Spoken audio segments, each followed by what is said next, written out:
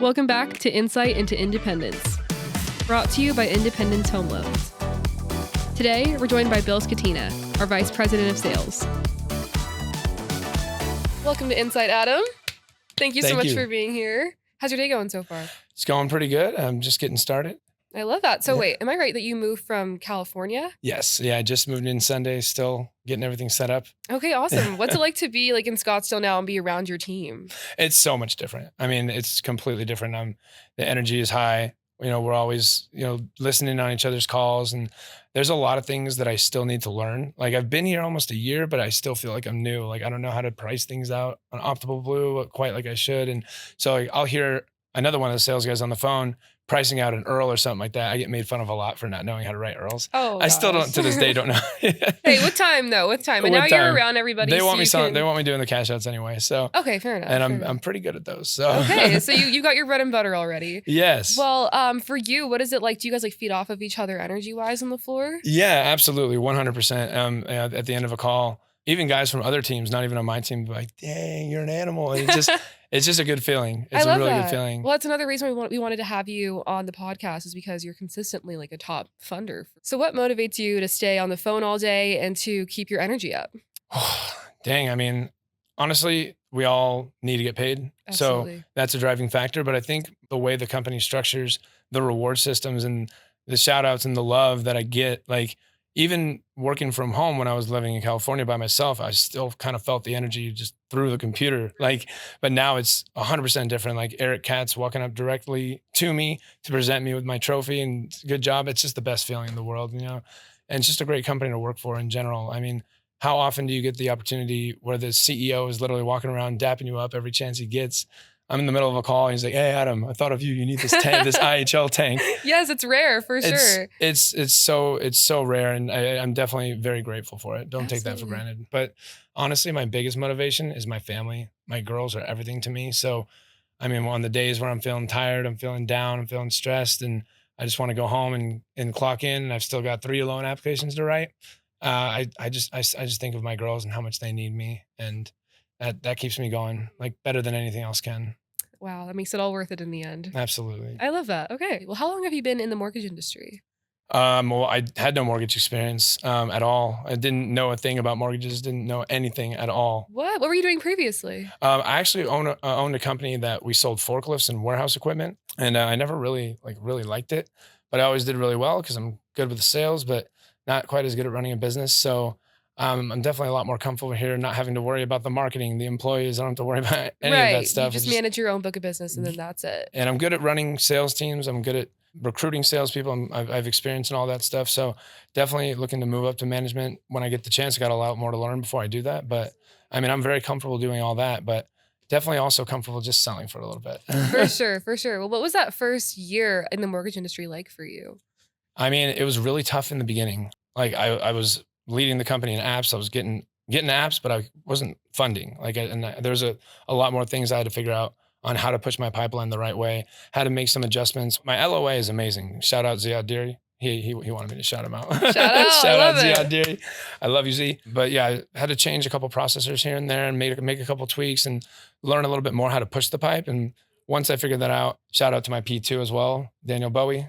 Without him, none of these fundings would be possible without either one of those guys. And my manager, Fred, always helping me out. So, you definitely have to have the right team that you work with well, that you know how to push the pipeline with, and someone you can rely upon to help push your pipeline while you can still focus on taking more calls and selling. Got it. So it was more so like an organizational shift for you, like figuring out how to work not just as a loan officer, but in the industry itself. Exactly. Yeah, that was the biggest learning curve for me. Like selling the deals, I learned that pretty quickly. Mm-hmm. Yeah, I think the biggest learning curve was learning how to push my pipe and get them to the finish line. Absolutely. Why mortgages? It's a pretty big shift from the construction side of things. Yeah. Good question. I've been friends with Sam Margolis since 2020, like really good friends with him. And I always told him from the beginning, I'm like, "Hey man, if it ever doesn't work out with this forklift thing, I'm coming into mortgages." Jumping ship. Yeah, because I always saw how happy he was and all his friends. And, I just kind of got to meet that group of people here in Scottsdale and see how much they loved doing it and how successful they were at it. So I always had it in the back of my mind, like, absolutely. And so, 2025 comes around and I give Sam a call and I'm like, "Hey man, I don't think it's working out with the forklifts anymore. I think it's time. It's time. And Sam's a great leader too. And I'm sure it's been awesome to witness not only his growth, but IHL's growth as well. It's incredible to watch how far he's come. And now he's number 3 at the company and running a team of, I don't even know, like 100 guys. Yes, and 100 they're all people. incredible too. So you can just tell that all just trickles down from his excellence in the industry. Absolutely. He's incredible. And I'm so grateful for him. He's been a big brother to me, really helped me out through a lot of tough situations. And so I'm really grateful for him. I love that. Well, hopefully you guys can celebrate all that at the semi-annual. I'm sure you're excited for that. Very much so. Sweet. Well, very much so. For you, how do you kind of approach the process of gaining trust with your clients, especially as you're kind of trying to brand yourself as a loan officer? That's a very good question. So in the very beginning of each call, I always make sure to say, hey, by the way, I just want to make sure I got you my contact information. I'm going to send you a text message with my business card. It's going to have all my contact information. But more importantly, Mr. Client, it's going to have my federal licensing number on the business card. And because that just really lowers those barriers, lowers those walls. So before I'm asking for a date of birth, before I'm asking for a social, I'm making sure that I'm making it clear to them, if you want to do any research on me, you can always use that federal licensing number to go online. You can verify me with the state, look at my reviews on Google or Yelp at any time. Better Business Bureau. And then once they hear those words, you get the date of birth, social, no problem. Absolutely. And how do you kind of manage some of those fears or misconceptions around refinancing or selling someone's home? It really depends on what the fear is. I would say a really common fear that I run into is a lot of people over leveraging on their house. Like they're like, oh, well, what if I want to sell it down the line? Like I don't want to over leverage the house. And so I kind of make them feel a little more comfortable, by going back to the benefits of what they're doing now, right? It's like, hey, would you rather have would you rather have more equity in your home, or would you rather get out of this debt that you're in now?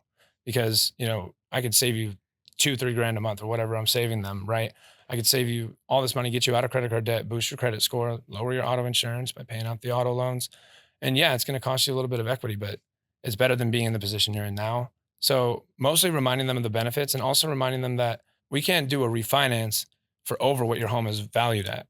And so also when you try to sell your home, those appraisals always come in higher than if you're trying to refinance. So let's say we go 100% loan to value and your home's worth 300 and the loan amount's 300. If you tried to sell it, you would probably get a higher appraisal, because when you're trying to sell it, it's easier to have the house appraised higher. Right. So you kind of just try to paint the full picture for them. And I know a lot of people, when they're calling in, they're asking you for advice. They want you to paint that picture for them. So I like that you break it down like that and you make it simple for them to understand and kind of talk them away from some of those fears they might have. 100%. And that, like I said before in the sales huddle, is the client follows your energy. So like if you have confidence in what you're telling them and what you're guiding them to do, then they're going to have confidence in you. If you have high energy, they're going to have high energy. If you sound sad, they're going to be sad. So you have to set the tone with the call. You have to control the call. You have to really make the client feel comfortable.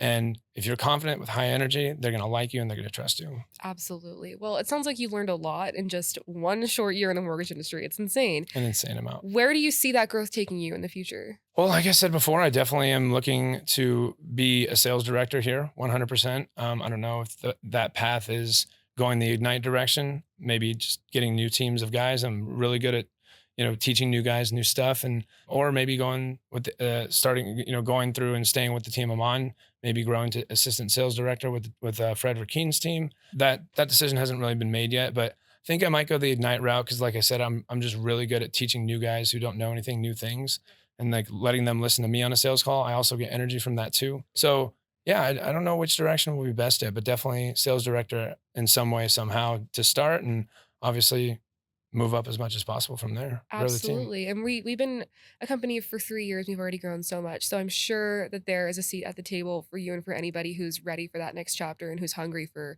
a leadership role. Absolutely. Well, outside of that, what are you looking forward to most here at IHL? Aside from the opportunity to grow, I'm really excited about having a team of guys underneath me that I can teach. That's really all I'm focused on right now. Yeah, simple enough. But yeah, I mean, just meeting more people. Like honestly, I feel like a celebrity when I come here. It's like people they just treat me with so much love and it's contagious though. It's I'm amazing. Sure. Yeah. And the love goes right back. And I've just never been in this type of environment before. So I've honestly never even had a real job before. Like honestly, I worked at Best Buy when I was 19, but then I started my business really young. So I've kind of always been my own boss, working from home.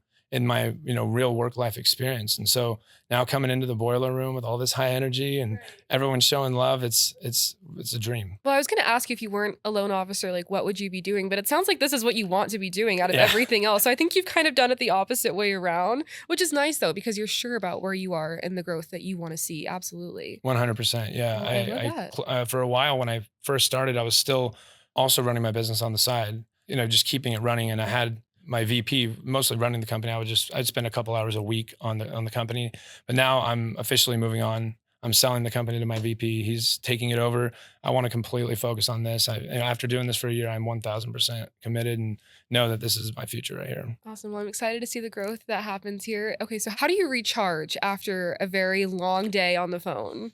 Yeah, that's tough. Honestly, if I can get to the gym, that would be great. But mostly just going home and spending time with my family. Yeah, no, that's fair. So you just recharge with your family. Any other Yeah. ways? Lately, I mean, I've really just been spending time with my family for the Mhm. most part and trying to get into the gym. Absolutely. Absolutely. Absolutely. Well, we have one downstairs. I know So that is convenient. That makes is it convenient. easier for you. Well, again, thank you for being here. And I hope next time we have you on here, it's to talk about your new chapter and all the growth that you've had here. But it's been incredible to see your journey here in just one short year. So I'm sure sky's the limit. Thank you so much for having me, and I can't wait to be on again. Absolutely. Okay. Thanks for tuning in. Make sure to like, comment, and subscribe so you never miss an episode. And if you're ready to start your career with Independence Home Loans, email us at talentacquisition@independencehl.com. See you in the next one.